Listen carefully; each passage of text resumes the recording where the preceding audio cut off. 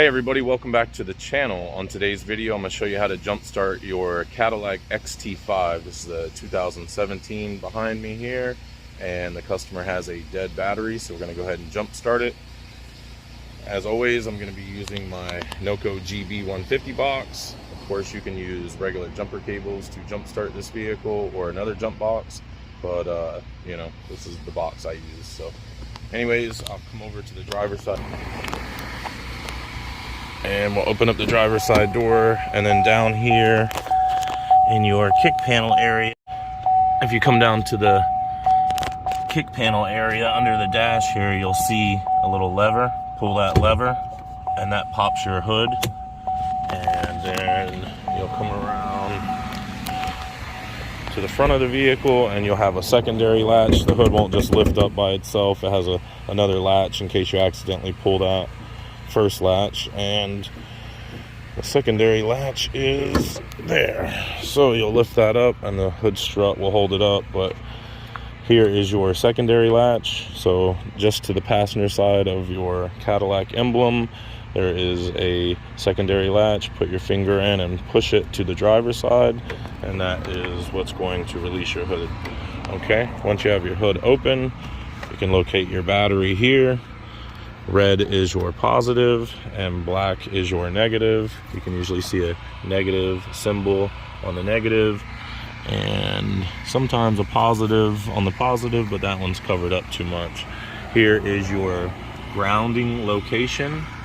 See how it says ground on it there? That's where they want you to ground to.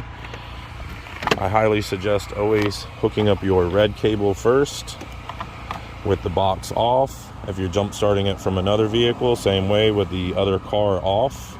Hook the red up and then the black. Okay, so like one of the good features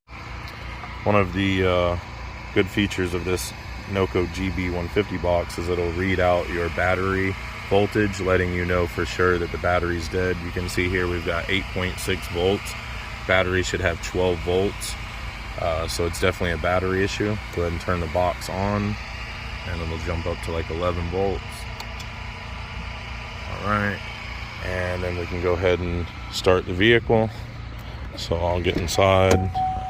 I have the key with me. Put my foot on the brake, and then I will press the button to start the vehicle. That's it. Vehicle started.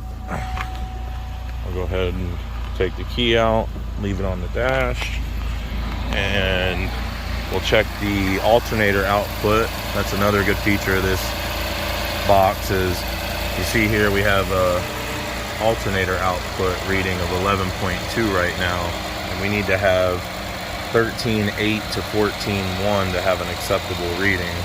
Usually it takes a few minutes for it to start climbing up. Sometimes it helps if you rev the vehicle up, so I'll go ahead and just reach in and hit the gas a couple times. Just bring up that RPM a couple times, you know, by hitting the gas. And we'll check the alternator readout now and see if we've come up enough. Okay, so this vehicle has a bad alternator. So your vehicle uses the battery to start the vehicle, but the alternator is what runs the electrical system after you start the vehicle. And if it's not at 13.8 to 14.1, then it's not doing its job, and it will not charge this battery back up, and it will not run the vehicle, and so on and so forth. So this customer is going to have the vehicle towed and get a new alternator, and the alternator on this vehicle is right there. You guys can see it too well, but that is your alternator right there, which is another name for generator, and that's what generates the electricity to power the lights and the computer and all the stuff that you need to power your car. So if that's not working, you're going to definitely need to seek a mechanic and have that replaced. Alright you guys, so typically when your alternator is bad, the vehicle will start fluctuating and idle.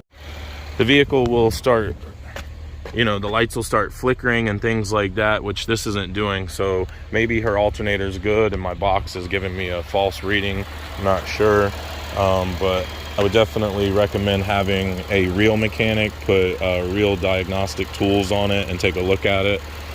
It at least needs a new battery, which is probably under warranty by Cadillac. So take that into Cadillac and have it replaced, because that's about a $300 battery, maybe $350 for that battery. So all right, you guys, I hope you enjoyed the video. I hope it helped you out. Don't forget to like and subscribe. Drop me a comment at the bottom, and I'll see you on the next one. Thanks. Bye.